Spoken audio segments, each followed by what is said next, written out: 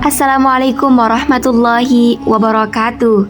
Sahabat seiman, sebelum kita membahas kisah tentang pengkhianatan Bani Israel kepada Nabi Musa setelah menyeberangi lautan, saat ini Palestina telah mengalami agresi kembali. Bahkan agresi kali ini jauh lebih besar dibanding agresi-agresi sebelumnya. Israel telah terindikasi melakukan genosida terhadap warga Gaza dengan menyerang warga sipil, wanita dan anak-anak, serta berpotensi membuat mereka mati kelaparan dengan memangkas pasukan logistik dan menghancurkan gudang-gudang logistik. Berpuluh-puluh tahun Palestina terzalimi oleh bangsa Israel.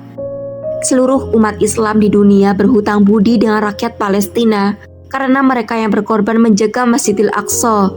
Mari kita membantu semampu kita, beri dukungan, bantuan, serta doa. Semoga Allah mengangkat derajat hamba-hamba Allah yang berada di Palestina, melindungi serta merahmati mereka semua. Allah telah berjanji akan memenangkan mereka. Sungguh Allah tidak akan menyalahi janji.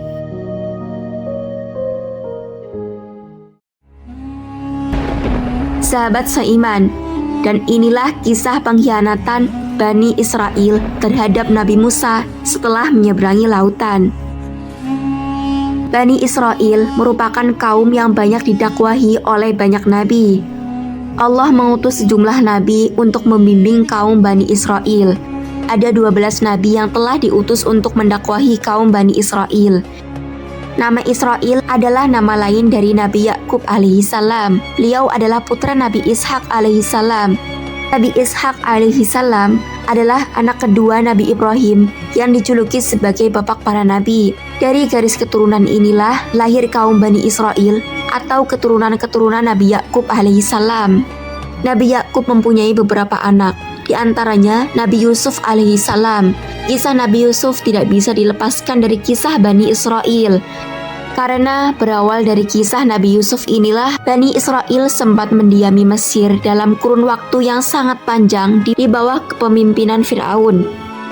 Kaum Bani Israel mulai berdatangan ke Mesir, berdiam dan menempati wilayah Mesir secara turun-temurun, diperbudak, hingga diutuslah Nabi Musa yang juga termasuk seseorang dari Bani Israel untuk membebaskan Bani Israel dari cengkraman Fir'aun.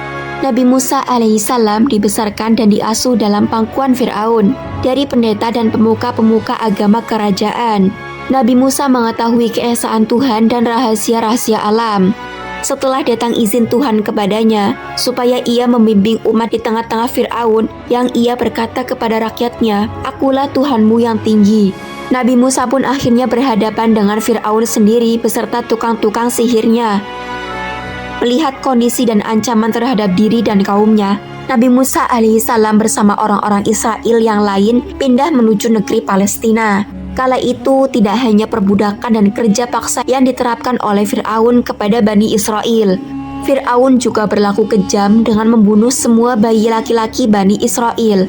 Karena adanya ramalan bahwa akan lahir bayi laki-laki dari Bani Israel yang akan meruntuhkan kekuasaan Fir'aun. Meskipun berkali-kali mendapatkan nikmat dan perlindungan Allah Subhanahu wa Ta'ala melalui Nabi Musa, Bani Israel tidak pernah merasa bersyukur, bahkan terus melakukan pembangkangan terhadap Allah dan Nabi Musa. Kiai Haji Saifuddin Zuhri juga menjelaskan bahwa setelah membawa orang-orang Bani Israel meninggalkan Mesir, lalu menyeberangi Laut Merah, Nabi Musa bermunajat kepada Allah Subhanahu wa Ta'ala di Gunung Tursina atau Gunung Sinai. Kiai Haji Saifuddin Zuhri menyebut bahwa akhirnya Nabi Musa menghabiskan masa tuanya untuk memimpin kaum Bani Israel yang keras kepala, suka memberontak, dan tak pandai mensyukuri nikmat Allah Subhanahu wa Ta'ala.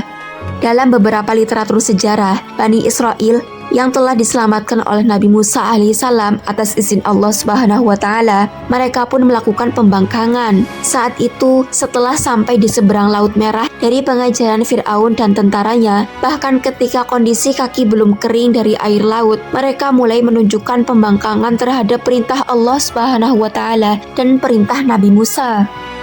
Mereka meminta kepada Nabi Musa untuk membuatkan mereka patung berhala anak sapi agar bisa mereka sembah. Seperti halnya bangsa Samiri atau bangsa di seberang Laut Merah menyembah patung anak sapi.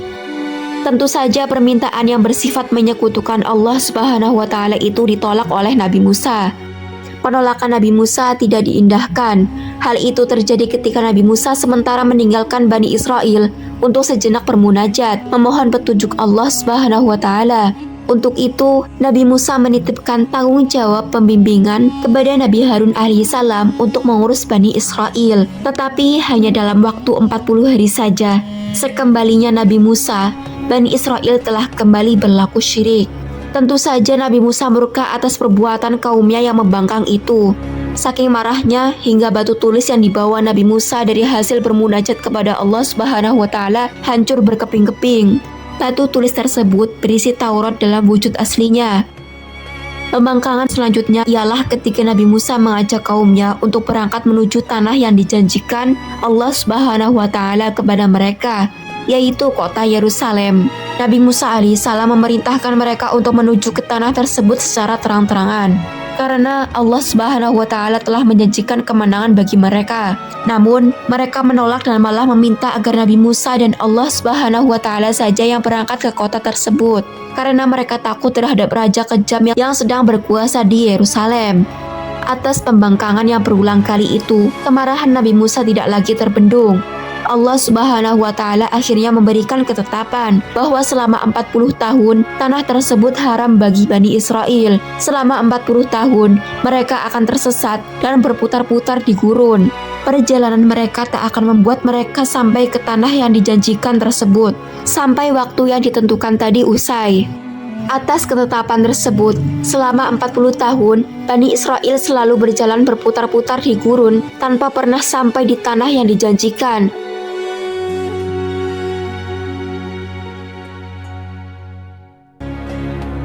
Bani Israel mencapai Yerusalem setelah masa hukuman dari Allah Subhanahu wa Ta'ala habis. Di tempat itu, mereka kembali membentuk koloni-koloni baru dan mulai menguasai Yerusalem. Sahabat seiman, itulah sepotong kisah pengkhianatan Bani Israel kepada Nabi Musa alaihissalam setelah menyeberangi lautan. Semoga dengan kisah ini bisa mengingat bagi kita semua agar menjadi umat yang taat dan patuh terhadap perintah Allah Subhanahu wa Ta'ala dan Nabi Muhammad sallallahu alaihi wasallam. Semoga video kali ini bermanfaat. Terima kasih. Wassalamualaikum warahmatullahi wabarakatuh.